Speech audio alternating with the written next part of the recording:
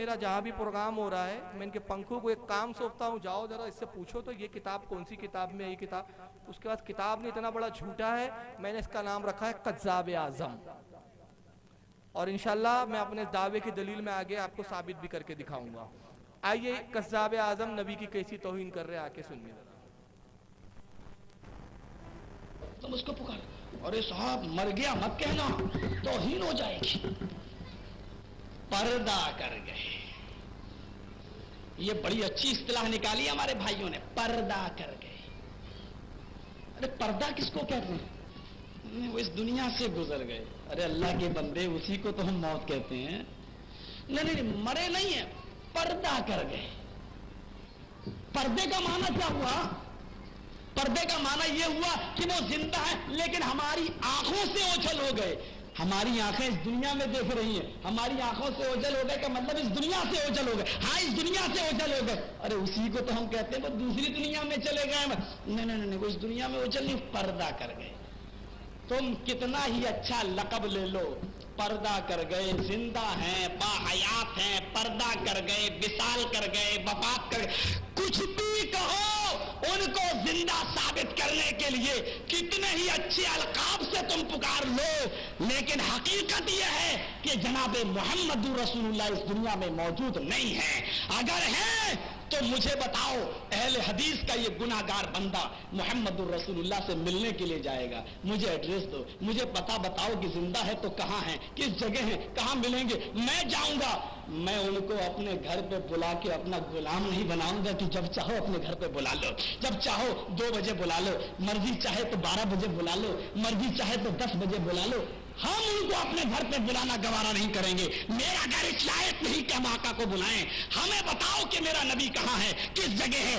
तुम जाओ या ना जाओ, कम से कम पूरे हिंदुस्तान में भीख मांग के और चंदा करके हम जरूर आका से मिलने के लिए जाएंगे। कि बड़े लोगों से मिला जाता है, बड़े लोगों को नौकर बना के अपने घर पे बुलाया नहीं जाता है। जर्दी साहब का कहना यह है कि रसूलुल्लाह के लिए अच्छा लकाब मत इस्तेमाल करो, पर्दा कर गए, विशाल फरमा, नहीं, मर गए, यही बोलो। चाहे तुम कितने ही अच्छे अलकाब दे दो, पर्दा कर गए, विशाल फरमा गए, मगर हकीकत यह है कि नबी मर गए, तुम उनको जिंदा साबित नहीं कर सकते, वो इस दुनिया में नहीं। और है तो बताओ कहाँ है। मैं पूरे हिंदुस्तान में अहले हदीस का गुनाहगार बंदा भीख मांगते हो जाऊंगा, भिखारी को वही सूझी जो उसको बिल्ली को छिचड़ों के सिवा क्या नजर आएंगे, भीख ही मांग रहा। सऊदिया की रियाल से भी इसका गुजारा पूरा नहीं हो रहा, तो हिंदुस्तान वालों से भीख मांग रहा, भीख मांग के मैं जाऊंगा। अच्छा चलिए, आइए पहला जवाब सुनिए। अहले सुन्नत वल जमात का अकीदा यह है कि जो कुरान में अल्लाह ने इरशाद फरमाया कि हर नफ्स को, हर जानदार को मौत का मजा चखना है, इस आयत करीमा के तहत, वादे इलाही के तहत रसूलुल्लाह ने भी मौत का मजा चखा, सरकार को भी मौत आई क्योंकि हुजूर भी नफ्स है। मगर अकीदे अहले सुन्नत ये है कि अल्लाह ताला ने अपने महबूब को मौत का मजा चखाया और उसके बाद फिर वैसे ही साबिक हयात अता फरमा दी, और हुजूर हयात, ये है हमारा। जैसे शहीदों के बारे में भी कुरान ने कहा वो जिंदा है, मौत का मजा उन्होंने भी चखा मगर फिर उनको जिंदगी अता कर। हम भी मौत का मजा चखेंगे, लेकिन फिर हमारी मौत का अरसा बड़ा तवील है, कयामत तक, और कयामत के बाद फिर हमें, जब कयामत बरपा होगी, फिर अल्लाह हमें जिंदा फरमाएगा। ये तो कुरान में ही है। इसी मिट्टी में मिलाया, मिना खलकनाकुम वफिया नुईदुकुम व मिनहा नुखरिजुकुम तारतन उखरा, इसी मिट्टी से हमने तुम्हें पैदा किया, इसी मिट्टी में मिलाएंगे, इसी मिट्टी से उठाएंगे, हम भी जिंदा होंगे। लेकिन रसूलुल्लाह का हाल ये है कि आपकी खुसूसियात ये है कि बरज़ख तक, कयामत तक बरज़खी जिंदगी नहीं दी गई, बल्कि दुनियावी, हिस्सी, मानवी आपकी हयात है। मगर ये कहता नहीं, रसूल के लिए मर गई बोलो। हालांकि देखिए, अल्फाजों का जो इंतखाब होता है वो शख्सियतों पर होता है। मिसाल के तौर पे मेरे दोस्त का एक बेटा आता है, बच्चा आता है घर में किसी काम के लिए, तो मैं उस बच्चे से कहता हूँ अच्छा आ बैठ जा। बच्चे से क्या कहता हूँ? बैठ। फिर मेरे दोस्त आते हैं तो अब दोस्त है, थोड़ा ताल्लुक है, लेकिन बेतकल्लुफ़ तुमने कहा अरे यार बैठो, आओ यार बैठो। दोस्त को क्या काम है इन्हें? बैठो। बेटे से कहा छोटे वाले को बैठ। फिर एक अल्लामा मौलाना आ गए, अब ज्यादा बड़े मौलाना नहीं है, ठीक है हमारी लेवल के, हमने कहा आइए बैठिए। और बहुत बड़े अल्लामा मुफ्ती आ गए, ताजु शरिया आ गए, तो मैं कहूंगा हुजूर आइए तशरीफ रखिए। बात एक ही थी, बोलना था बैठिए, मगर शख्सियतों के एतबार से जुमलों का इंतखाब किया गया। अगर माज़अल्लाह मैं ये कह दूं ताजु शरिया और कहूं आ बैठ, हर कोई कहेगा गुस्ताख, बदतमीज आदमी, बात करने की तमीज नहीं आती इसको, बैठ क्या बोलता है। तो मालूम हुआ कि तमीज ये है कि जैसी शख्सियत हो वैसे जुमले बोले जाए। बात एक ही है, मगर छोटा बच्चा है तो कहा जा रहा है बैठ, बड़ा अपने बराबरी कर कहा जा रहा बैठो, और थोड़ा मौसद कहा बैठिए, और ज्यादा मौसद तो कहा गया तशरीफ रखिए। मुख्तलिफ जुमले मुख्तलिफ शख्सियात की तरफ मंसूब किए गए। इसी तरह नबी पाक सल्लल्लाहु अलैहि वसल्लम तमाम मखलूक में, कायनात में सबसे अफजल है, इसलिए हम नबी के लिए नहीं कहते मर गए, हम उनके अदब एहतराम में कहते विसाल फरमा गए। ये बेअदबी की दलील है कि नबी को मर गया कहा। हम आम लोगों के लिए कहते हैं हाँ फला साहब मर गया, अरे वो मर गया, हालांकि उसमें भी थोड़ा अगर इज्जतदार आता हूँ वो भी कहते हैं यार इंतकाल करेंगे। लेकिन अब जर्जी साहब का तकाजा ये है कि नहीं साहब मर गया मत बोलो, विसाल फरमा गया मत बोलो, मर गया ही बोलो। क्यों? तुम कितनी ही अच्छे अलकाब ला दो, तुम नबी को जिंदा साबित नहीं कर सकते। अब आइए मैं कुरान की तरफ रुजू करता हूँ। कुरान इंसान की हकीकत बताते हुए कहता है ए इंसान तू एक गंदा नुत्फा है। इंसान गंदा नुत्फा है या नहीं? किसने कहा? तो अब जर्जिस आए तो उनकी कौम को चाहिए कि जलसे में जर्जिस का जब ऐलान करे उसका अलाउंसर तो कहे, ये ना कहे हजरत आ रहे हैं, मौलाना आ रहे, कहे हजरत जर्जिस गंदा नुत्फा आ रहे हैं, गंदा नुत्फा तशरीफ ला रहे हैं। ये क्या बात है यार, बेअदबी कर रहे हो। हकीकत चाहे आपको इंसान बोल दे, मनुष्य बोल दे, हजरत बोल दे, अल्लामा, है तो गंदा ही नुत्फा, रियलिटी तो वही है आपकी। जैसे आपने कहा कि चाहे तुम विसाल फरमा गया बोल गो, पर्दा करके, है तो हकीकत के मर गए, तो भाई आप भी तो गंदा ही नुत्फा है। आपको क्यों हजरत बोला जाए गंदा नुत्फा? और शायद जर्जी साहब अपने घर में अम्मी को भी ऐसी पुकारते होंगे, ए मेरे बाप की जोरू इधर आ। और अगर इजाजत है तो एक और जुमला बढ़ा दूं, इजाजत है? फैज गोई नहीं है, जवाब दे रहा हूं। ऐ वो औरत जो मेरे बाप के साथ सोती है इधर आ। अबे ये क्या, हकीकत तो यही है, सोती नहीं अम्मी जान तो मैं कहां से आता? सोने का ही तो नतीजा मैं हूं। कितना ही अच्छा अलकाब दे दो, अम्मी बोलो, मदर बोलो, मम्मा बोलो, है तो बाप की जोरू ही। मगर कोई भी कहेगा बेटा इज्जतदार हो तो इज्जत वाले जुमले इस्तेमाल करो, अम्मी जान बोलो, और थोड़ा मॉडर्न हो तो बेटा मम्मी बोल दो, और ज्यादा मॉडर्न तो माम बोल दो। अब माम हो गया माम। अब वो एक अजीब आया है डैडी, ऐसा लगता है डेड बॉडी बोल रहा है, डेड बॉडी। ये भी एक अजीब आया। चलिए बहरहाल, तो अब जर्जी साहब गंदा नुत्फा है या नहीं? अब दूसरा उनका एतराज था, कहां दिखाओ? अल्लाह के रसूल फरमाते हर मोमिन के साथ कांधे पे 2 फरिश्ते होते, करामन कातिबीन, जो हिसाब किताब लिखते। मैं कहता हूं जर्जी तेरे फरिश्ते कहां, दिखा, वरना बोल मेरा इस हदीस पर ईमान नहीं, फिर कैसा अहले हदीस तू? सरकार फरमाते जब पाखाने में तुम जाते हो फरिश्ते बाहर हो जाते हैं, इसको अंदर भेजो, बोलना बता बाहर तो दिख ही नहीं रहे, है कि नहीं? कुरान सूरे, चलो हदीस ज़ईफ हो जाएंगी, अहले हदीस है ना, जो इनके खोपड़ी में नहीं आया पढ़ा, ज़ईफ है, ज़ईफ है। अच्छा चल, कुरान तो ज़ईफ नहीं है। कुरान क्या कहता है? तनज़्ज़लुल मलाइकति वर्रूह। शब कदर की फजीलत में सूरह कदर में अल्लाह फरमा रहा है ये वो रात है जिसमें फरिश्ते उतरते। दिखा कहां उतरते? और उतरते ही नहीं, क्या करते? सलामुन हिया हत्ता मतलइल फज्र। मोमिनों के पास आते हैं और सलाम करते, अस्सलामु अलैकुम। मुझे तो कोई फरिश्ता सलाम करते हुए नहीं दिखा। किसी मुफ्ती ने नहीं कहा कि मुझे जिब्रील सलाम करके गए। अभी कुरान कह रहा है फरिश्ते आते हैं हर शब कद्र को। और कितने आते हैं? मलाइका, जमा का सेगा है, बेशुमार। इसकी तशरीह में सरकार कहते हैं कि पहला फरिश्ता अगर जमीन पे हो तो आखिरी फरिश्ता सिदरतुल मुंतहा पे होता है। इतनी कसरत से आते हैं कि जमीन पुर हो जाती है उनसे। सरकार फरमाते अगर तुम उन्हें देख लेते तो तुम्हारे लिए चलना दूभर हो जाए। इतने फरिश्ते आते मगर दिखते तो कोई भी नहीं। ईमान है या नहीं? इसी को तो कुरान ने कहा वल्लज़ीना युमिनूना बिल गैब, मोमिन वो है जो गैब पर ईमान लाते हैं। तो नबी हमें बज़ाहिर नजर नहीं आते मगर हमारा ईमान है कि हयात है, इसलिए हम कहते हैं अल्लाह के नबी आप बज़ाहिर नजर नहीं आते, बज़ाहिर आप हमें दिखते नहीं है, मगर आपको अल्लाह ने इख्तियार दिया। और कैसा इख्तियार दिया? सुना है हर आशिक के घर तशरीफ लाते हैं, मेरे घर में भी आ जाए, मेरे घर में भी हो जाए चिरागा या रसूल। ये हमारा, मगर नबियों को मुर्दा साबित करने का इतना बड़ा हैजा है इनके पास। ये क्लिप सुने तो अंदाज होगा कि किस किस की हयात का इनकार कर रहे हैं। सुनिए तौसीफुर रहमान कुरान हकीम की आयत पे गौर कीजिए। इल्ला रसूल कद खलत मिन क़ब्लिहि रसूल अवा इन्नासा औ कुतिला। लोगों, मोहम्मद रसूलुल्लाह सल्लल्लाहु अलैहि वसल्लम अल्लाह के एक रसूल हैं। इनसे पहले भी रसूल आए और गए, आदम आए गए, मूसा आए और गए, ईसा पैदा हुए और फौत हुए, ईसा पैदा हुए और फौत हुए। क्या कहा सुने आपने?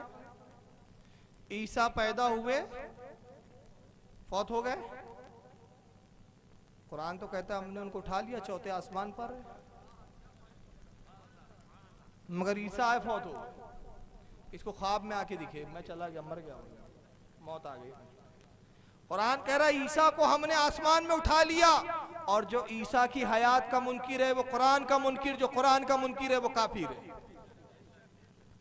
मगर बाद अहले हदीसों ने बॉम्बे के तावील की, बोले वो जबान से निकल गया, फिसल गया।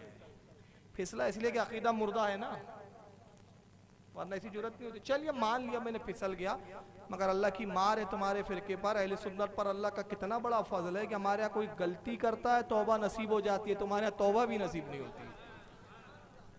तो तौबा बता दो भाई, तौबा कर ले। तौबा तो किया नहीं तूने अब तक, और तौबा करेंगे भी नहीं।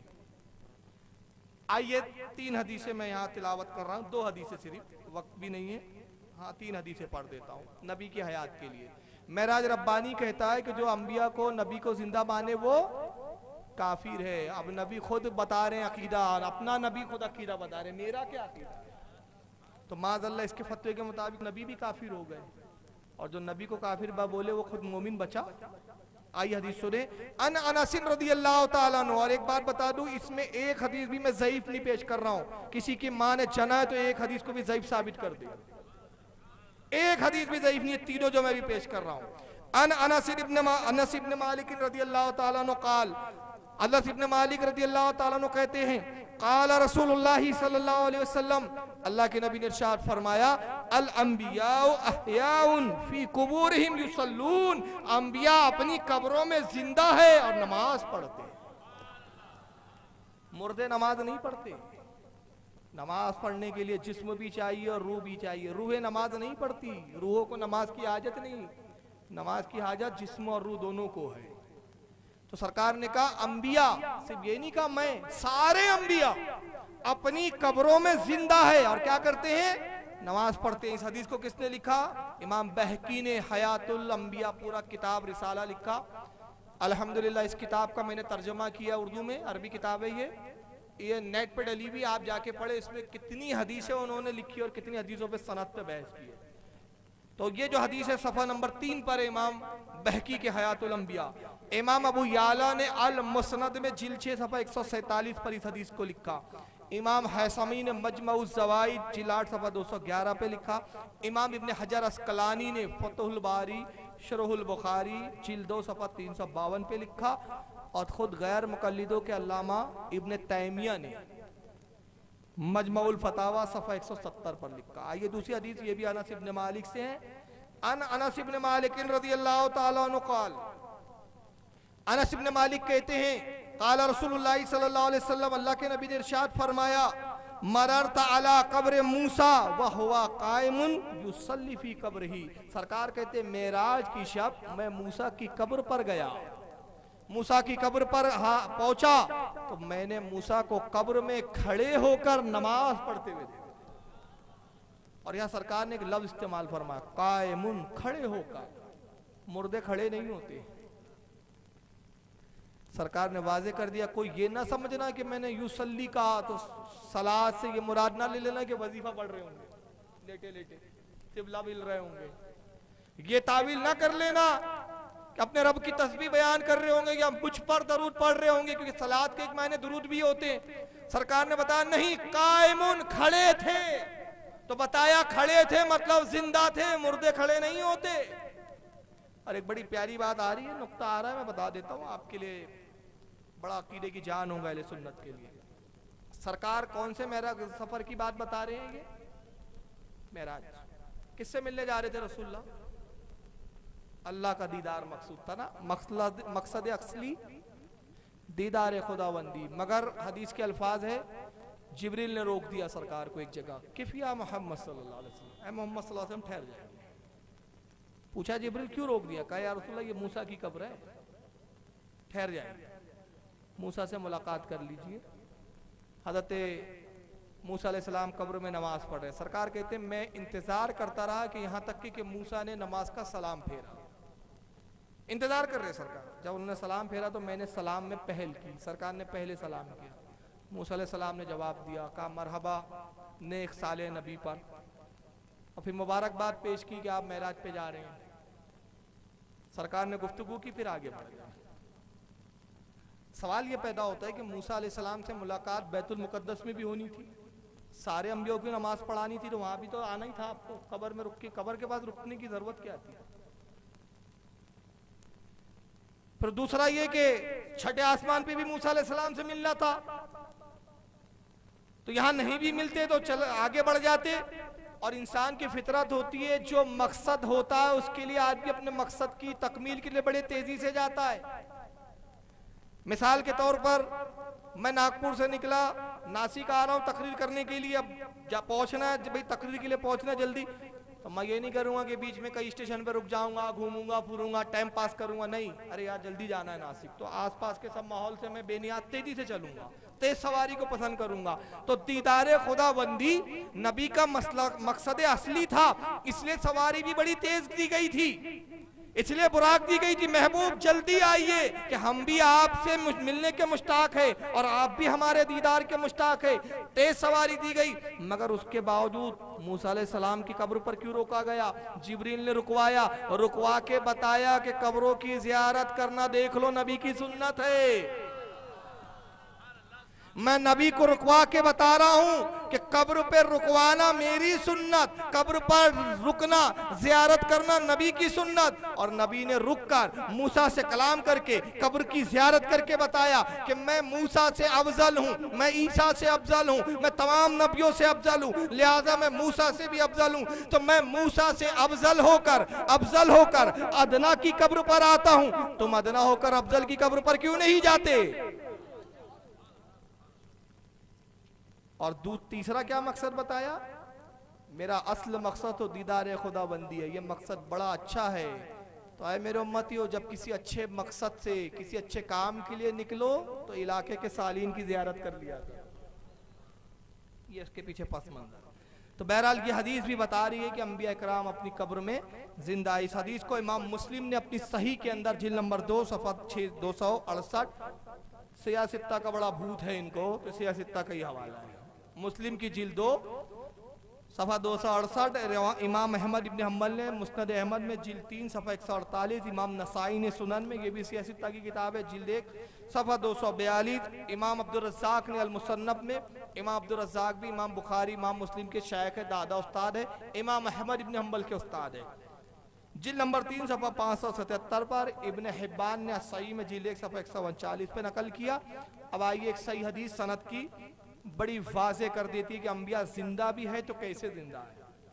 अन अबी दरदा रदियल्लाहु ताला अन्हु क़ाल, अबी दरदा रदियल्लाहु ताला अन्हु से रिवायत है, कहते हैं क़ाला रसूलुल्लाह सल्लल्लाहु अलैहि वसल्लम, अल्लाह के नबी ने इरशाद फरमाया, सरकार सल्लल्लाहु अलैहि वसल्लम इरशाद फरमाते, इन्नल्लाह ताला हर्रमा अलल अर्दी अन तक़ूलू अजसादल अंबियाए फनब्बियुल्लाहि हय्युन युरज़ुक़। हज़रत सरकार इरशाद फरमाते, लोगों अंबिया पर अल्लाह ने जमीन पर, कब्र की जमीन पर अल्लाह ने ये हराम फरमा दिया कि वह अंबिया के जिस्मों को खाए। जमीन पर अल्लाह ने हराम कर दिया कि वो अंबिया के जिस्मों को नुकसान पहुंचाए, उनके जिस्म महफूज है, और फरमाया कि उनके जिस्म महफूज नहीं बल्कि वो जिंदा है। और कैसे जिंदा? अल्लाह की जानिब से उनको रिस्क दिया जाता है, रिस्क भी खाते हैं। इस हदीस को इमाम इब्ने माजा ने लिखा, ये भी सियासत्ता की किताब है, जिल्द नंबर 1 सफ़ा 99। इसको मिशकात ने भी नकल किया, जिल्द 1 सफ़ा 121, और हजरत मुल्ला अली कारी ने मरकात शरह मिशकात जिल्द 3 सफ़ा 242 पर लिखा और फरमाया इस हदीस की सनद नहायत उम्दा और आला है।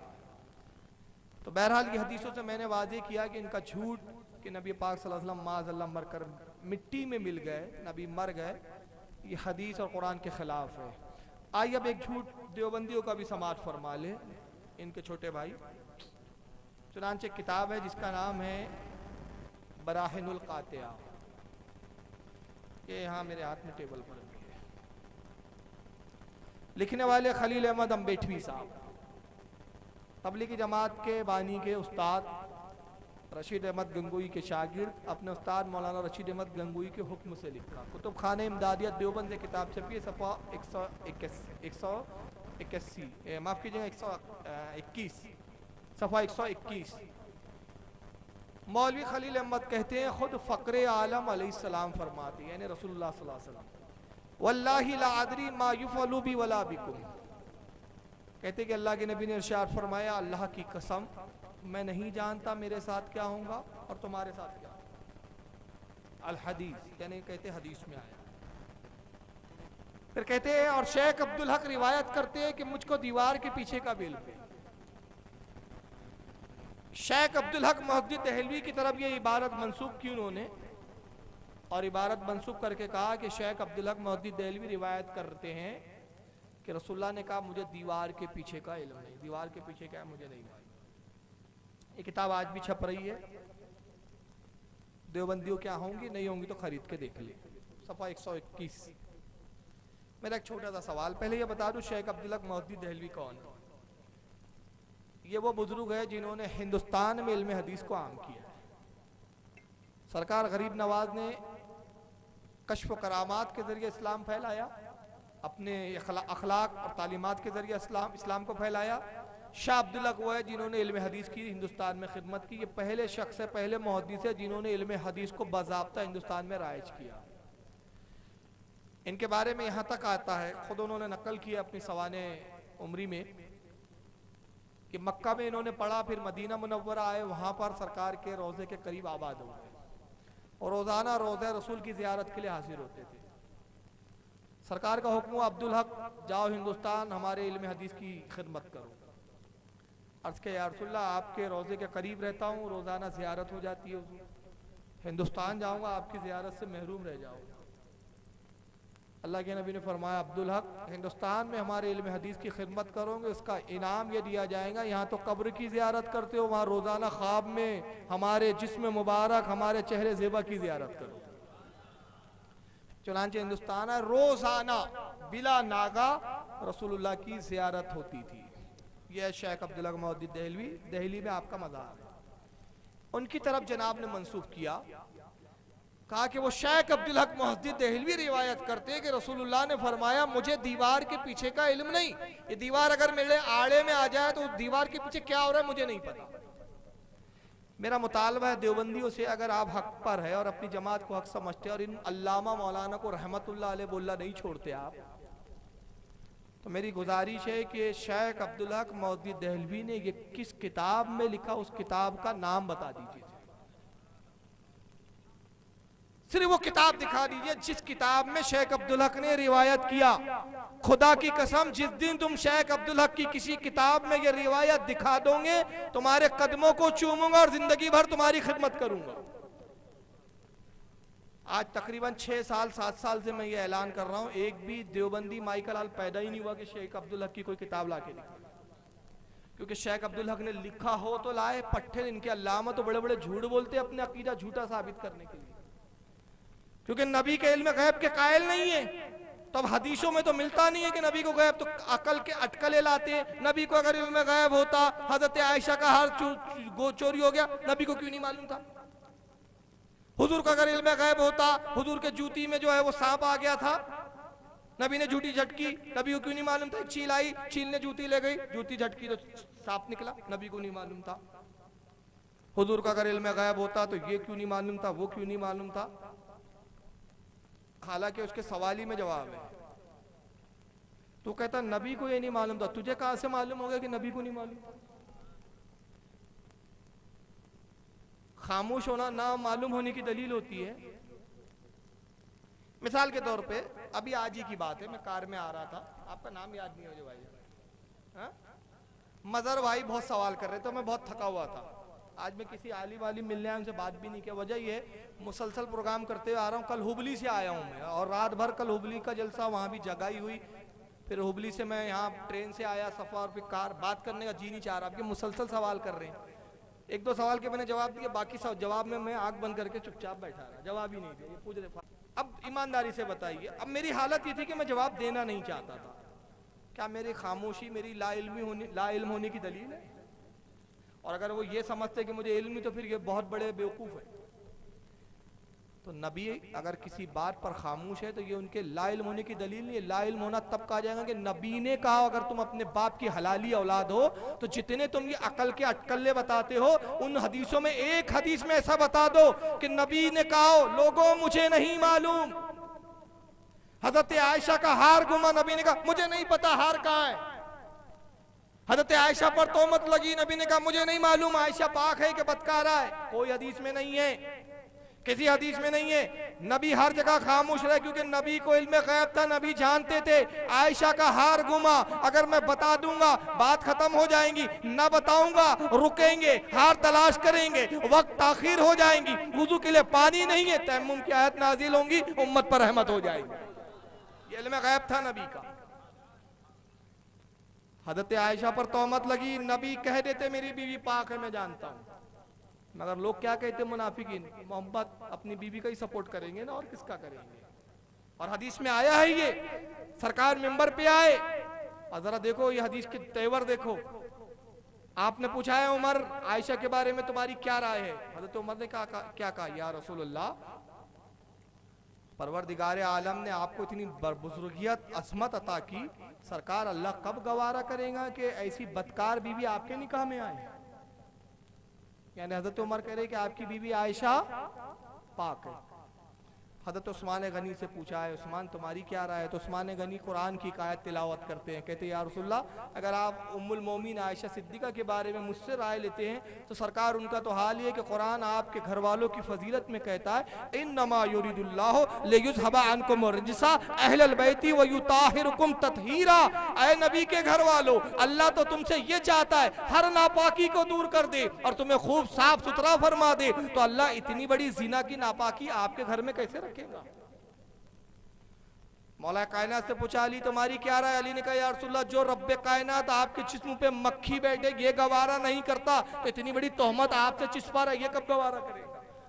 तो सहाबा का ये अकीदा कि आयशा पाक है, तो क्या माज़अल्लाह नबी का अकीदा सहाबा से भी कमजोर था कि आयशा को गुनाहगार समझ रहे थे? या तो फिर सहाबा का अकीदा बुलंद हो गया, उनके ख्यालात ज्यादा बुलंद हो गए, नबी के ख्यालात माज़अल्लाह सुम्मा माज़अल्लाह सहाबा के ख्याल से भी गए गुजरे रहे कि नबी शक कर रहे हैं और सहाबा कह रहे आयशा पाक दामन है। उस वक्त नबी ने फरमाया कसम खुदा की मैं जानता हूं कि मेरी बीवी आयशा पाक दामन है, मगर मैं कहूंगा तो मुनाफिक नहीं मानेंगे, मैं अपना फैसला परवरदिगार की बारगाह में छोड़ता हूं। कुरान की 18 आयतें हजरत आयशा की पाकी के लिए नाजिल हो गई। कुरान ने गवाही दी कि उम्मुल मोमिन आयशा पाक है, मोमिनों की माँ पाक है, और ऐसी गवाही दी कि अब कयामत तक मेहराबों में उम्मुल मोमिन की पाकीज़ी का तस्करा किया जा रहा है। हिकमतें होती है, तो ना खामोश रहना ना मालूम होने की दलील नहीं है। बहरहाल मेरा मुतालबा है कि रसूलुल्लाह को पीठ के पीछे की खबर नहीं, ये किस हदीस में? अपने बातिल अकीदों के लिए झूठ बोलते हो यार, शर्म नहीं आती? अल्लाह को मुंह दिखाना है और ऐसे झूठे अकीदे फैला के अपनी जमात बढ़ा रहे हो। जमात नहीं बढ़ा रहे हो, अपने जहन्नम का ईंधन बढ़ा रहे हो। आइए अब एक हदीस सुना रहा हूं, इस पर मैं गुफ्तगू खत्म कर दूंगा। यह है बुखारी शरीफ। बुखारी के बाद हदीस बयान करने की गुंजाइश खत्म हो जाती है। बुखारी से बढ़कर कोई हदीस ही नहीं है। सबका इत्तेफाक है। आइए बुखारी की जिल्द नंबर 1 सफ़ा 59 किताबुस सलात हदीस नंबर 404, किताबुस सलात हदीस नंबर 404 जिल्द नंबर 1 सफ़ा 59। इमाम बुखारी कहते हद्दसना अब्दुल्लाह इब्न यूसुफा कालाना मालिकिन अन अबी जिनादिन अन अरज अन अबी हुरैरा रदियल्लाहु ताला। हदीस बयान की अब्दुल्ला बिन यूसुफ ने, और वो कहते बालिक ने बयान किया और रिवायत करते अबी जिनाद से, और वो उन रिवायत करते हज़रत एराज से, और वो अबू हुरैरा से। अबू हुरैरा रदियल्लाहु ताला अन्हु कहते हैं अन्ना रसूलुल्लाह सल्लल्लाहु अलैहि वसल्लम क़ाल हल तरौना क़िबलती हाहुना। अब ये हदीस का थोड़ा पस मंज़र समझे। पस मंज़र ये है कि अल्लाह के नबी नमाज पढ़ा रहे हैं मस्जिद नबवी शरीफ में। अब सरकार नमाज पढ़ा रहे तो रसूलुल्लाह का रुख किस तरफ है? किस तरफ है? किबले की तरफ, मेहराब। साहबा पीछे। अब मैं आपकी तरफ, पीछे मेरे जो बैठे मैं उनको देख पा रहा हूं? नहीं। फितरी बात है। आप मेरी तरफ रुख है, आप अपनी पीठ के पीछे देख पा रहे हैं? नहीं। ये इंसान की फितरत है, ये इंसान की कमजोरी है, पीछे नहीं देखता। सरकार किबले की तरफ है, सफ़े लगी हुई है, एक दो नहीं कई सफ़े लगी। मगर हो रहा क्या है, कुछ सहाबा इकराम इधर उधर देख रहे हैं, नमाज में पूरी तवज्जो नहीं है, दाढ़ी से भी खेल रहे हैं, कुछ खुजा रहे हैं। कुछ सहाबा इकराम दिलचस्पी से नमाज नहीं पढ़े। सरकार ने नमाज खत्म की, सलाम फेरा और फरमाया हल तरौना क़िबलती हाहुना, क्या तुम ये समझते हो कि मेरा रुख किबले की तरफ है? तुम्हारा ख्याल यह है कि मेरा रुख, मेरा चेहरा किबले की तरफ है, तुम्हारी तरफ पीठ है, तो मैं तुमसे वाकिफ नहीं, तुम्हारे बारे में मुझे पता नहीं, जानता नहीं हूं। फ़वल्लाहि मा यख्फा अलैया खुशूकुम वला रुकूकुम, अल्लाह रब्बुल इज्जत की कसम। नबी बात बात में कह रहे, पहले अल्लाह की कसम की याद कर रहे हैं। फ़वल्लाहि, अल्लाह की कसम, मा यख्फा, मुझसे छुपा हुआ नहीं है, अलैया खुशूकुम वला रुकूकुम, न तुम्हारा खुशू मुझसे छुपा हुआ है, न मैं तुम्हारा रुकू मुझसे छुपा हुआ है। मैं तुम्हारे रुकू को भी देख रहा हूं, खुशू को भी देख रहा हूं। हो सकता है कल देवबंदी आपसे कहे, पीछे पलट के एक हाथ बात देख लिया होगा, देखा हूँ यार रुकू को बराबर नहीं कर रहे साहब। मगर अल्लाह के नबी का गैब देखें, सरकार ने इनके आने वाले तमाम एतराज़ातों की नसी काट के रखी। फरमाया अलैया खुशू को, तुम्हारा खुशू भी मुझ पर जाहिर है, खुशू भी छुपा। खुशू किसे कहते हैं? खुशू कितनी दिल जमई के साथ नमाज पढ़ रहे हो, दिल में क्या चल रहा है, दिल में क्या इरादे उठ रहे हैं, क्या वसवसे हो रहे हैं, मैं तुम्हारे दिल के हालात को भी देख रहा हूं, तुम्हारे दिल की बातों को भी जानता हूं, तुम्हारे दिल के ख्यालात भी मुझे परवाज़े है। और फिर आगे फरमाया इन्नी ला अराकुम मिन वरा सहरी, कसम रब्बे कायनात की, जैसे मैं अपने सामने देखता हूं वैसे मैं अपनी पीठ के पीछे भी देखता हूं। हदीस तो कह रही है, खुद नबी कह रहे हैं मैं पीठ के पीछे भी देखता हूं। जनाब बोलते नहीं, शेख अब्दुल हक रिवायत करते हैं, नबी को पीठ के पीछे की खबर नहीं। अब हाँ हो सकता है कि कोई कहे यार हो सकता है हजारों किताबें, फारूक साहब आपके पास जरूरी थोड़ी है शेख अब्दुल हक की हर किताब हो, तो आपने दावा कर दिया। तो पहले तो मैं दावा कर चुका कि अगर शेख अब्दुल हक की ऐसी कोई किताब है तो दिखाएं। अब अपने दावे की दलील में मैं किताब पेश कर रहा हूँ। ये शेख अब्दुल हक मौदूदी देहलवी की किताब है मदारिजुन नबुव्वत। ये शेख अब्दुल हक की है जिनके नाम से इन्होंने झूठ गढ़ा।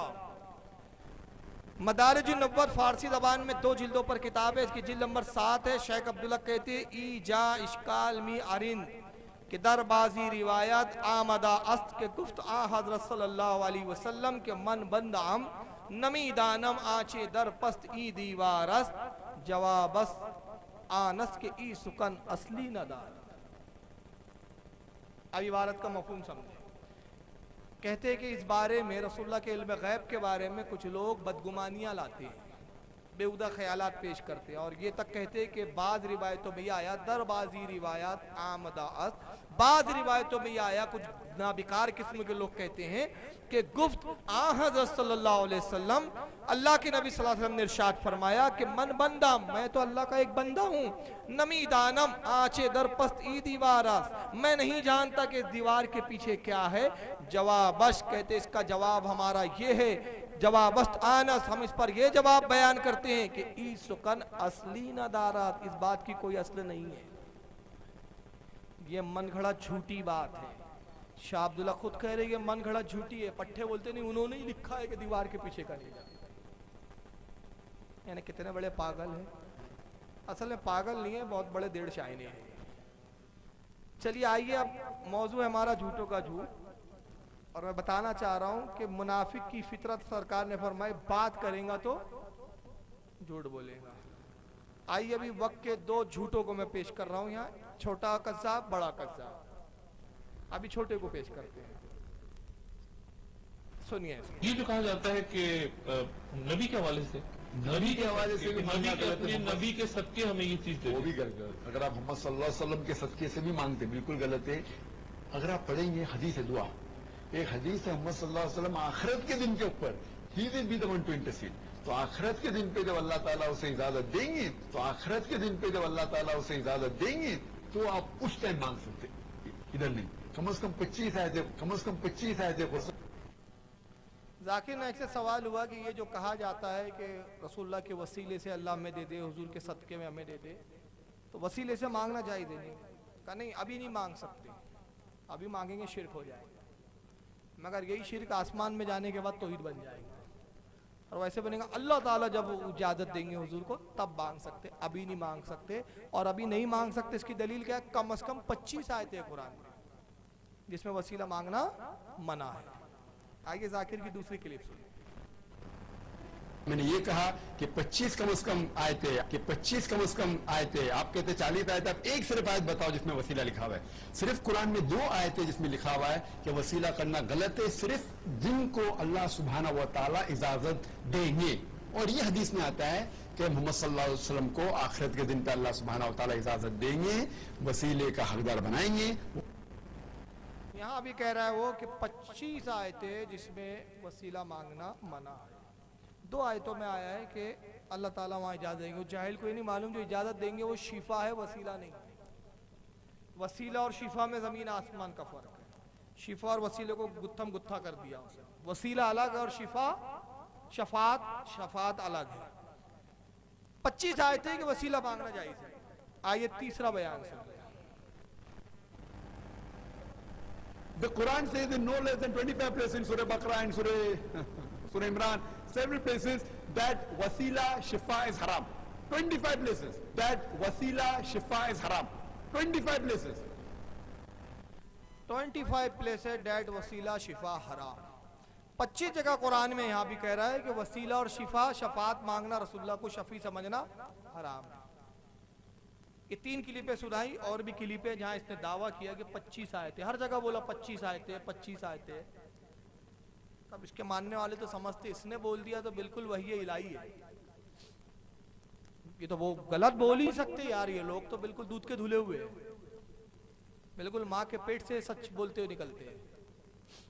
तो आप भी सोच रहे होंगे यार 25 आयतें इतने कॉन्फिडेंस से 2-2 3-3 जगह बोला है, इंटरव्यू में बोला, तकरीरों में बोला, और आज भी बोल रहा है 25 आयतें 25 आयतें। तो 25 आयतें होंगी। 3 साल पहले मेरा बम्बई में पहली बार प्रोग्राम हुआ, इसके ऑफिस के करीब ही हमारा प्रोग्राम हुआ। मैंने 2 प्रोग्रामों में दोनों बार इससे चैलेंज किया, 25 जाने दे बेटा, एक ही आया सुना दे तू। अब वो पहले चैलेंज सुन ले आपने।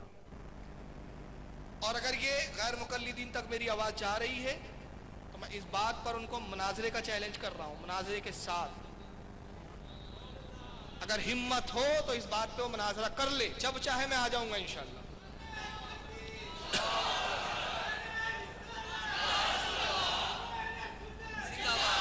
तो मैंने नागपुर में कहा था और आज यहाँ उनके इलाके में कह रहा हूँ, जाकिर साहब बहुत गैर मुस्लिमों से आपने ग्रंथों पे मुनाजरा किया है, हिम्मत हो तो इस फकीर बरेली से मुनाजरा करके दिखाओ किताब। लेकिन नहीं आया हो। अब हुआ ये कि श्रीलंका गया पट्टा, वहां भी उसने वही रागा लापा, 25 आए थे वसीला 25 जैसे इसके घर में नाजिल हुआ था कुरान। ये कितने झूठे मैं बता रहा हूं अभी आपको, देखते जाएं इत्मीनान से।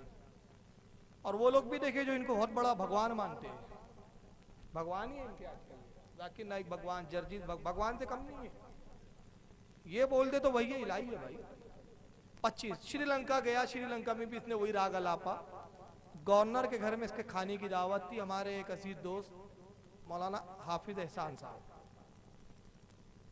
उनको भी उसकी तकरीर की इत्तला मिली। उन्होंने पहले उसको एक लेटर लिखा मनाजरे के चैलेंज का कि भैया 25 आयतें का दावा है आपका, एक आया सुना दीजिए आप जिसमें हो के वसीला हराम है।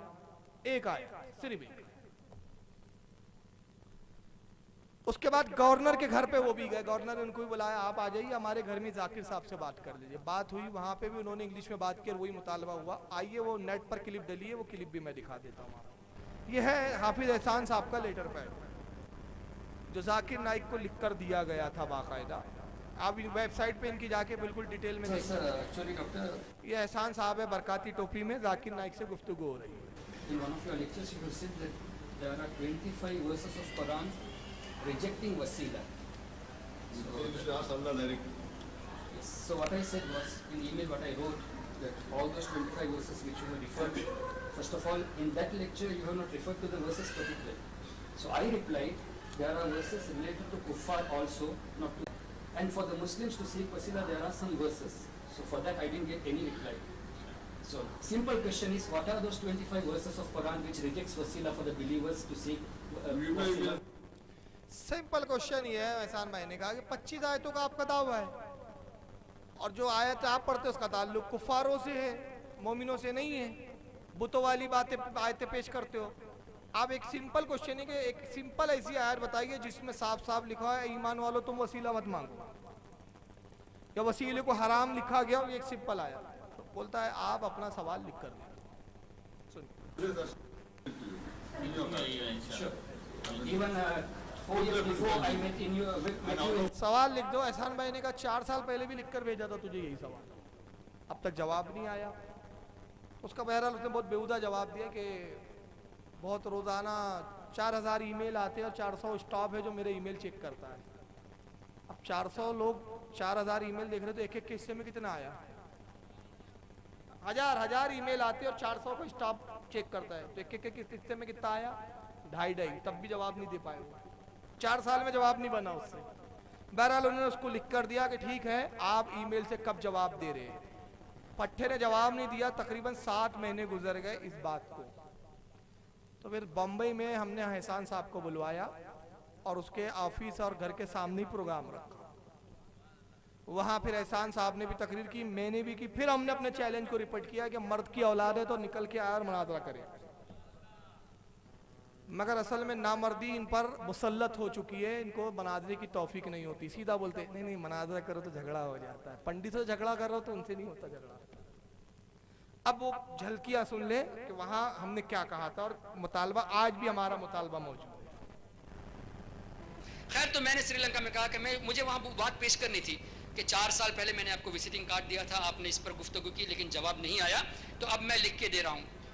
7 महीने हो गए अभी तक जवाब नहीं आया और ना ही क़यामत तक जवाब आएगा। इसलिए कि कुरान में एक ऐसी आयत नहीं जहाँ ये हो कि ए मुसलमानों तुमको वसीला लेना हराम है, एक भी आयत नहीं, बल्कि उसके अपोजिट में वसीला लेने पर आयतें मौजूद हैं। तो इसने कुरान पे झूठ बोला और यासिर काजी ने 500 आयतों को लेकर कुरान पे झूठ बोला। ये 25 आयतों को लेकर कुरान पे झूठ बांधता है। जो आदमी कुरान से खेले, चाहे वो कितने लोगों को मुसलमान वबा नहीं करते, तो हमारा तुम्हारा कोई ताल्लुक नहीं। अब भी मौका है, मैं 2-4 जगह पे ये मैसेज दे चुका हूँ, चेन्नई में, केरला में, बॉम्बे में, दूसरी जगह पे दिया हूँ कि अगर यहाँ कोई जाकिर नाइक के फॉलोवर हो, आप बराए मेहरबानी उसको ये पैगाम दो कि हमारे सवाल का जवाब दें। और ये नहीं कहना कि जवाब देने के लिए टाइम नहीं मिला, इसलिए कि 21 तारीख को सवाल हुआ सितंबर की, 29 तारीख को आपने ईमेल भेजा कि मैं खैरियत से पहुंच गया हूं। गवर्नर को और दूसरे लोगों को ईमेल भेजा कि मैं खैरियत से पहुंच गया हूं। तो उसके लिए आपको वक्त मिला, लोगों को खुश करने के लिए वक्त मिला, और अकीदे के सवाल पे जवाब देने को वक्त नहीं मिला।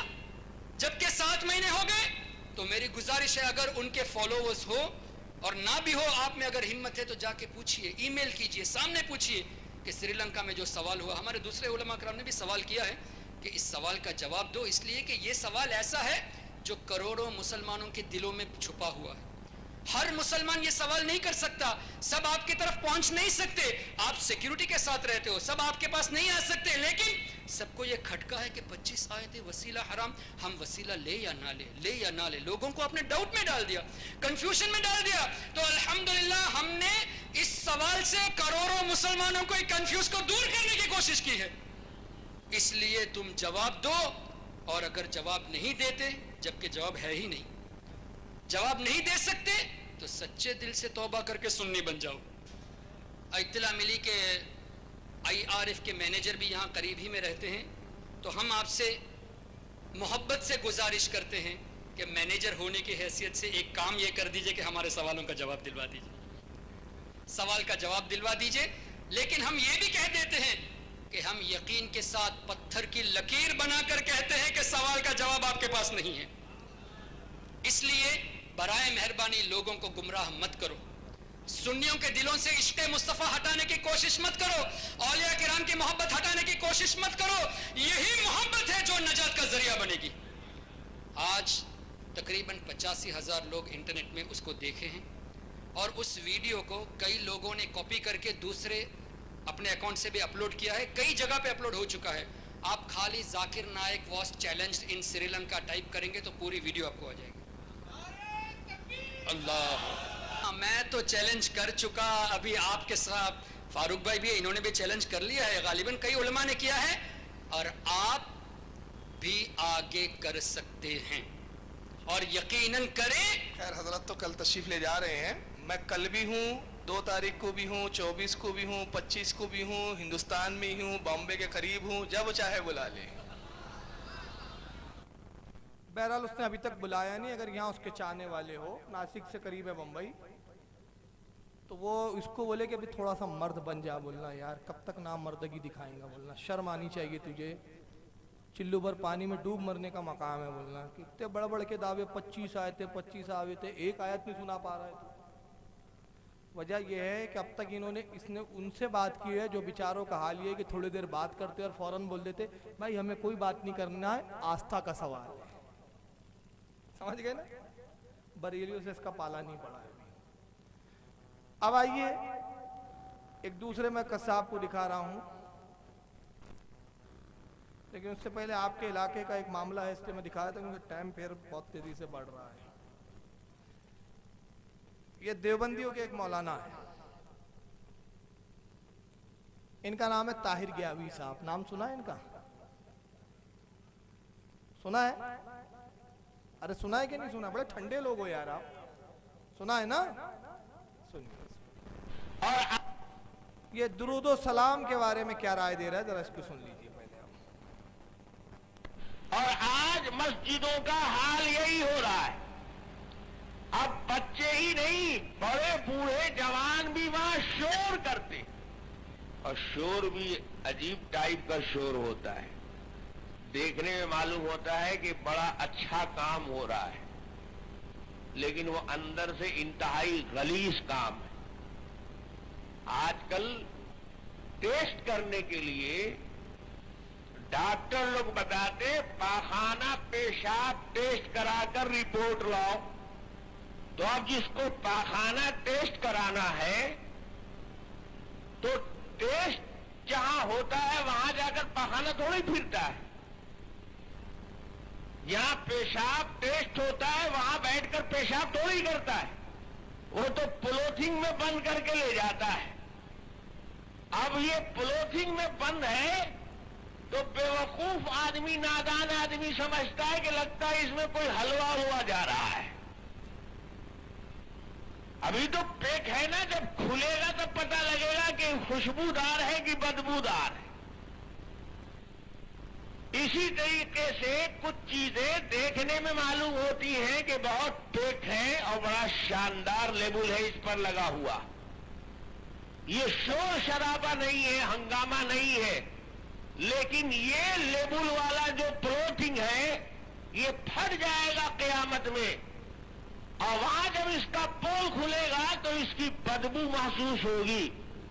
ये जो मस्जिदों में दरूद और सलाम चीख चीख कर माइक लगाकर शोर हंगामा करके लोग पढ़ते हैं, देखने में मालूम होता है कि वो ये तो दरूदे पाक है, हालांकि वो पाक नहीं है, नापाक है। ये पोलोथिन जब फटेगा कयामत में तब समझ में आएगा वो हलवा नहीं है, वो गिलाजत है, नापाकी है। दुरूद व सलाम को कह रहा है ये नापाकी है, गलाजत है। अस्तगफिरुल्लाह। कहता है कि आदमी जब बीमार होता है, डॉक्टर कहता है जाओ पखाना पेशाब टेस्ट कराने के लिए लाओ, तो अपने घर में वो पखाना पेशाब करके पॉलीथीन में बंद करके लेके चलता है। बेवकूफ़ और नादान आदमी समझता है इसमें हलवा जा रहा है। भाई सुन्नी इतना नादान नहीं है, वो हलवा खाता रहता है, इतना नादीदा नहीं है वो, तू ही होगा जो पॉलीथीन के गू को हलवा समझता हूँ, क्योंकि तुझे मिलता नहीं है। तो नादान आदमी समझता है कि इसमें हलवा जा रहा है। अभी जब खुलेगा तो पता चलेगा वो कितना बदबूदार है। तो इसी तरह कुछ चीजें देखने में मालूम होती अच्छी है, और ये जो माइक लगाकर चीख चीख कर दुरूद व सलाम पढ़ते हैं और समझते हो ये तो बड़ा अच्छा काम हो रहा है, ये दुरूद पाक है। दुरूद पाक नहीं, दुरूद नापाक है। हालांकि इस पे क्या तफसीरा करूं मैं, 2 हदीसें पेश कर दूंगा फिर आगे गुफ्तगू बढ़ाऊंगा। दुरूद नापाक का ये याद रखिएगा। दुरूद पाक तो ऐसी इबादत है कि अल्लाह के नबी ने इरशाद फरमाया कि क़यामत में मुझसे सबसे करीब वो शख्स होगा जो दुनिया में सबसे ज्यादा मुझ पर दुरूद पढ़ता था। दूसरी दुरूद पाक की फजीलत सरकार फरमाते हैं कि अल्लाह ने एक फरिश्ते को पैदा किया जिसके 70,000 चेहरे हैं, 70,000 चेहरों में 70,000 ज़बानें हैं, हर ज़बान में मुख्तलिफ ज़बानों में अल्लाह की तस्बीह बयान करता है। 70,000 पर है उस फरिश्ते के, और एक आम फरिश्ते के पर इतने बड़े हैं कि अगर एक आम फरिश्ता अपने पर फैलाए तो मशरिक और मगरिब को ढांप ले, मशरिक और मगरिब छुप जाए। ऐसे 70,000 पर है उस फरिश्ते के। अल्लाह के नबी फरमाते हैं कि जब मेरा कोई उम्मती मुझ पर दुरूद और सलाम भेजता है, अल्लाह उस फरिश्ते को हुक्म देता है नूर के दरिया में गोता लगा, डुबकी लगा। वो नूर के दरिया में गोता लगाता है, बाहर निकलता है, अपने परों को झटकता है, और उसके परों से जितने पानी के कतरात टपकते हैं, अल्लाह हर पानी के कतरे के एवज एक फरिश्ता पैदा करता है। फिर आका फरमाते हैं कि फरिश्ता अल्लाह की तारीफ और तौसीफ बयान करने में मशगूल हो जाता है, इबादत करता है। सारे फरिश्ते इबादत में लग जाते हैं। सरकार कहते हैं जितने फरिश्ते जो उस पानी के कतरे से पैदा हुए अपने रब की तारीफ और तौसीफ बयान करते, उन सब का सवाब कयामत तक उस मेरे उम्मती के नाम अमल में लिखा जाता है जिसने मुझ पर एक बार दुरूद शरीफ पढ़ा। ये इतनी बड़ी फजीलत है दुरूद की, और हर हाल में पढ़ना जायज़ है, नापाकी की हालत में तक पढ़ने की इजाजत है। सिर्फ वाहिद ये एक दुरूद शरीफ ऐसी इबादत है जिसको नापाकी की हालत में भी पढ़ा जा सकता है। सोते हुए पढ़िए, लेटे हुए पढ़िए, नापाकी की हालत में पढ़िए, चलते फिरते हर जगह, कोई वक्त मुतय्यन नहीं, कोई जगह मुतय्यन। हाँ, सिर्फ गंदी जगहों पे ना पढ़ा जाए, मगर उसके नजदीक ये दुरूद पाक नापाक है। इसको रहने दे, बाद में गुफ्तगू करते हैं। इसके नजदीक दुरूद व सलाम नापाक था, ये देवबंद के सपूत है। अहले हदीस के एक सपूत को सुन ले, जर तौसीफुर रहमान को। 9 मुहर्रम को हुसैन के नाम पे ज़िबा होने वाला गोश्त लेने वालों, कहते हैं बेटा ये पड़ोसी है, मुहर्रम का गोश्त लाया है, शबरात के कुंडे लाया है, ले लो कोठे ते सट दिया जे, ना खाया जे। अगर ना लोगे तो दोस्ती खराब होगी। तू लेकर कोठे पे फेंकेगा, तेरे बेटे कहेंगे अब्बा जान ले लिया करते थे, छुप के खा भी लिया करते थे, खा लो। गैरत ईमान ये है जो गैरुल्लाह के नाम की चीज है। वो 11वीं का दूध हो, वो बीबी फातिमा की सन के हो, वो किसी हजरत के दरबार पर तकसीम होने वाला दूध हो, कहो ये गैरुल्लाह के नाम पर है, सुअर से ज्यादा हराम है, सुअर से ज्यादा हराम है। अहले तौहीद इसको कबूल। तो जब बुरी बात सुने तो माज़ अल्लाह कहेगा। कहता है 11वीं का दूध हो या बीबी फातिमा की सान के हो, यानी वो भी एक तरह की न्याज होती है जो औरतें बनाती है, या मुहर्रम का गोश्त हो, ये गैरुल्लाह के नाम से, इसलिए सुअर से ज्यादा माज़अल्लाह हराम। अभी नज्द के पेट से, बल्कि जुमला बदलूं, नज्द एक मुर्गी है, सुनिए मिसाल, नज्द एक मुर्गी है और अमेरिका एक मुर्गा है। इनके मिलन से जो अंडा पैदा होता है, उस अंडे से जो चिलगोजे पैदा हो रहे हैं ना भी आजकल चूजे, वो भी आजकल बहुत टेटे टेटे करने लगे हैं। अब पोल्ट्री फार्म के हैं ये, तो बेमौके अजान देते हैं। आई इन चूजों में से पहली बार दिखा रहा हूं, हालांकि मेरे दोस्तों ने कई बार इसकी क्लिप लाए, तो मैंने कहा इस चूजे का मैं जिक्र करना भी पसंद नहीं करता। इनके बड़े बड़ों को तो हम ललकार रहे, उनकी औकात नहीं कि हमारे सामने बैठे। अब ये जुम्मा के चूजे निकल रहे हैं, इनसे क्या बात करना। लेकिन आज जब मैं यहाँ आया तो यहाँ भी मुझे कहा गया कि औरंगाबाद करीब है, ये औरंगाबाद से इसका ताल्लुक है और ये क्लिपें यहाँ फैलाकर बदगुमानी डाली जा रही, तो इसका जवाब देना जरूरी है। लेकिन मैं तो कहता हूँ, मैं इनके बाप दादाओं को ललकार रहा, ये चूजों से क्या बात करना मैं। लेकिन अब चूंकि मुतालबा है इसलिए मैं चूजे को दिखा रहा हूँ। आइए एक चूजे को देखे, इसका नाम है फैज। यहाँ के गैर मुकल्लिद इसकी क्लिपें बड़ी आम कर रहे हैं, सुन लिए क्या कहता है। कुंडे के इसी तरह जो है 22 रजब को कुंडे बनाए जाते हैं, है ना। 22 रजब अभी बस गए, पूरियों की यादें ताज़ा होंगी सबके जहनों में भी। 2 ही महीने हो रहे हैं ना, रजब को कुंडे बनाते हैं। और ये जितनी मैं बातें कह रहा हूँ ना, एक के बाद एक, सब सिलसिलेवार शियों की देने, सब सिलसिलेवार जितने अमल, 11वीं का मनाना या 15 शाबान का जागना, बारात ये शियों के पास एक अमल है। तबर्रा, गालियां देते हैं इमामों को, हमने भी ले लिया, वो नाम भी ले लिया, वो अमल भी ले लिया। बहरहाल 22 रजब ये भी शियों की देन है। क्या करते 22 रजब को? काय की ईद मनाते हैं? कुंडों की ईद, है ना। कुंडे इतने मुकद्दस है कि इस्लाम में रसूलुल्लाह घर में कितने कुंडे थे? तो मुकद्दस चीज होती है, रसूलुल्लाह अपने पास रखते हैं ना, कुंडे जमा करो, बड़ी मुकद्दस चीज है, इसकी ईद बनने वाली, मेरी उम्मत को ईद दी गई इसकी। और रसूलुल्लाह फरमाते 2 ही ईदें मेरी उम्मत को दी गई है, ईद उल फित्र और ईद उल अज़हा। क्यों नहीं कहा कुंडों की ईद, ईद कदर और 11वीं की ईद और 13वीं की ईद और इसकी नियाज और उसकी फलां? 2 ही ईदें दी गई, 2 ही ईदें, ईद उल फित्र और ईद उल अज़हा, है ना। तो 22 को कुंडे मनाते हैं। ये कुंडे के पीछे असलियत मानो अभी क्या है। और मुसलमानों की जितनी शख्सियतें हैं बड़ी बड़ी, उनके मौत पर मुसलमानों से खुशियां मनाई इन शियों ने मनाने लगवाई। हमारे हालात ऐसे कि हम आज खुशियां मनाते हैं अपने बड़ों की मौत पर। 22 रजब का वाक़या सुन लीजिए। 22 रजब को एक शख्सियत का इंतकाल होता है, अब्दुल्लाह इब्न अब्बास रज़ियल्लाहु अन्हु। खाना खाते हैं, उनकी गुलाम उनकी बांदी आती है, खबर देती है अब्दुल्लाह इब्न अब्बास के कान में, और अब्दुल्लाह इब्न अब्बास खाना छोड़कर खड़े हो जाते हैं। खबर क्या थी? खबर थी कि अमीर मुआविया का जो इंतकाल हो गया 22 रजब को। अमीर मुआविया वो शख्सियत थी जिसने इन शियाओं के साथ जो एक, जिसको बोलेंगे लोहे का हाथ रखा था इनके ऊपर, ये पूरे दबे हुए थे। लेकिन जैसे अमीर मुआविया का इंतकाल हुआ, इनको एकदम खुशी की लहर दौड़ पड़ी कि अब मुआविया मर गया, आप खुशी मनाएंगे। और मनाए तो कैसे मनाए, हुकूमत को पता चल जाएगा ना खुशियां मनाई जाएंगी, तो खलीफा मनाए वक्त का, तो खुशियां खुफिया मनाई जाएंगी। एक सवाल है मेरा, एक सवाल है, किसी घर में कोई खुशी हुई, कैसी मनाता है? कैसी मनाता है? हाँ, कैसी मना रहा है?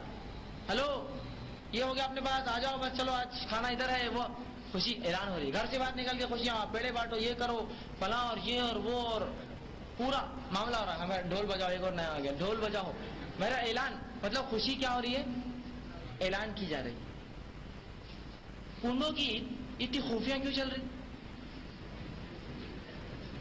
खामोशी से सामान लाना, घर में पर्दा डाल देना, दिखना नहीं किसी को, अंदर जाना, खामोशी से जो है चीजों को बनाना, और बर्तन जो है लोहे की है उसकी नहीं इस्तेमाल करना, मट्टी करना, वहीं खाना सबने आके, वहीं हाथ धो लेना, कोई बाहर नहीं जाएगा, वो पानी को वहीं दफनाया जाएगा और वो बर्तन वहीं खत्म कर दिए जाएंगे। जब बाहर निकले कुछ भी नहीं हुआ, अंदर क्या हो, कुछ भी नहीं बैठा, अंदर कुछ भी नहीं हुआ। कैसी खुफिया खुशी है, खुफिया। एक शख्स आपको घर में दावत देता है, हेलो इधर आ जाओ, क्या बात, आ जाओ आ जाओ, आ गया, अंदर चलो कमरे में। अरे क्यों? चलो तो सही, अंदर चलो। कमरे में लाके दरवाजा बंद करके, अरे क्या कर रहा, बैठो खामोश, पर्दा उस पर। फिर उसके बाद एक पेड़े का डब्बा निकालो, खा जल्दी से, हाथ साफ कर लो, कुछ मत बोलो। अरे हुआ क्या? मेरे को लड़का हुआ।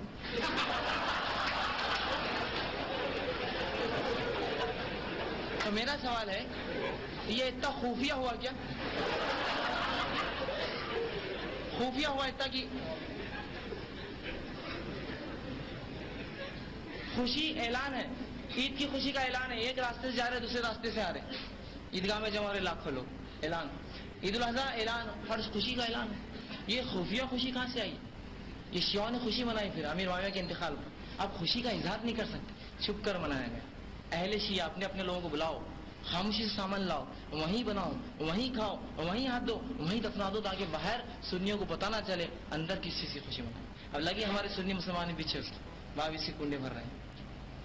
और फिर सुन्नियों को भी कुछ तो भी किस्सा होना ना, तो दे दिया उनको एक किस्सा, बड़े किस्से बहरे वालों किस्सों को छोड़ दीजिए। आइए इसकी पूरी स्पीड में तबसरा करेंगे। पूरा गौर से सुना आपने? पहले कहता है वो कि जितनी ईदें हैं ये सब शियाओं की देन है। उसमें गिनवाया 11वीं शब बारात। औरंगाबाद कितनी दूर है यहाँ से?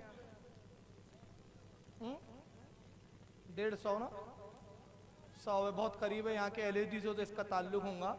बहुत सख्त जुमला बोल रहा हूँ, ये अपने बाप की ओरिजिनल औलाद है ना, इसके नुस्खे में खता नहीं है, तो मनाजरा करे मुझसे ये, और ये साबित करे कि 11वीं शियाओं की ईद है। 11वीं शियाओं की ईद है,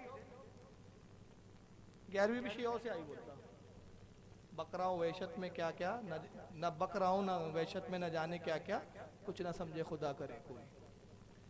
शियाओं का तो ये हाल है, माज अल्लाह उनके यहाँ तो इसी किताब है कि गौस पाक को सैयद भी नहीं मानते हो। उनके सैयद ना होने पर उनके रद में किताबें लिखी है। इतना गुस्सा करते हो गौसे आजम का शिया। 11वीं भी शियाओं के। किसी शिया को आपने 11वीं मनाते देखा आज तक?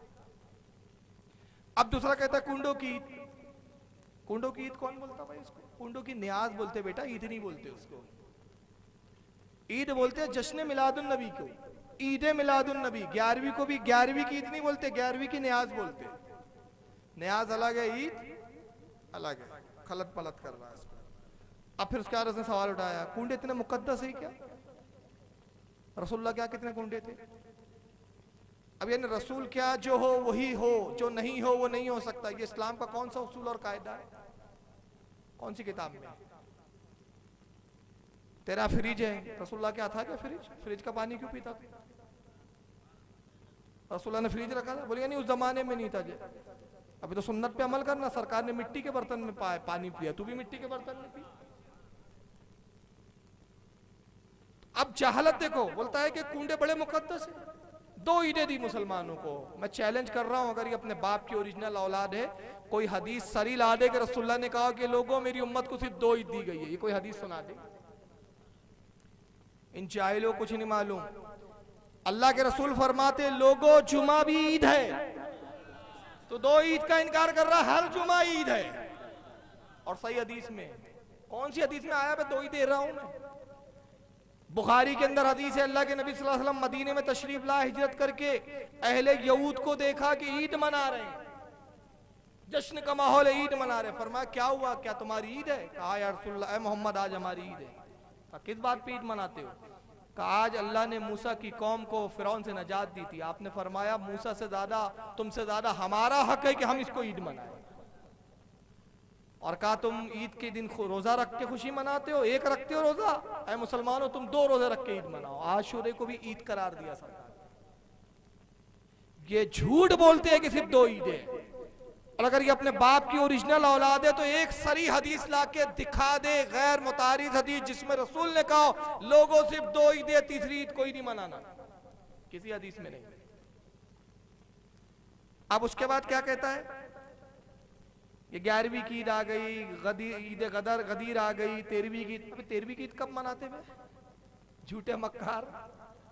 13वीं की न्याज होती है, 10वीं की न्याज होती है, 11वीं की न्याज होती है, इसको ईद नहीं बोला जाता। अब ईद पोशीदा